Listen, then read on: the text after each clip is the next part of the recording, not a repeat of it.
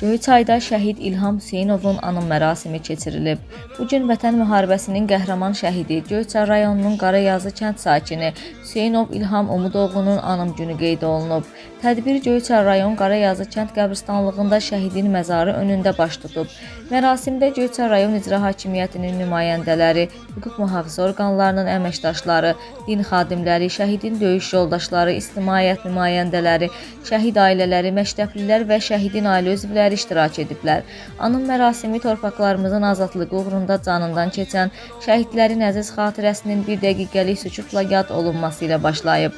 Daha sonra çıxış edənlər İlham Hüseynovun Vətən müharibəsində göstərdiyi igidlik və mərdlikdən danışıblar.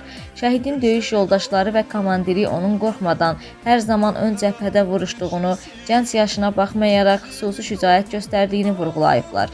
Tədbir zamanı məktəbli şagirdlər şəhidlərin qəhrəmanlığını, vətənə sədaqəti və azadlıq uğrunda mübarizəni tərənnüm edən şeirlər səsləndiriblər. Gənc nəsil nümayəndələrinin ifasında səslənən bu ədəbi bədii kompozisiyalar mərasim iştirakçılarını duyğulandırıb. İlham Hüseynov 8 sentyabr 2000-ci ildə Göyçay rayonunun Qarayazı kəndində anadan olub.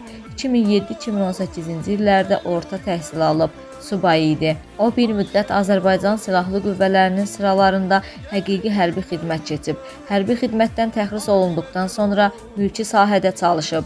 2020-ci ilin iyul ayında Tovuz döyüşlərində general-mayor Polad Həşimovun şəhid olmasından sonra başlanan səfərbərlik zamanı İlham Hüseynov ordu sıralarına qoşulub. 21 sentyabr 2020-ci ildə hərbi təlim toplantılarına çağırılıb. Azərbaycan ordusunun əsgəri kimi 27 sentyabr 2020-ci ildə başlanan Vətən müharibəsində könüllü atıcı kimi iştirak edib. O, Suqovuşanın azadlığı uğrunda gedən döyüşlərdə qəhrəmanlıqla vuruşub və 19 oktyabr 2020-ci ildə Tərtər rayonunun Suqovuşan istiqamətində döyüş tapşırığını yerinə yetirərkən şəhid olub. Göyçay rayonunda dəfn edilib.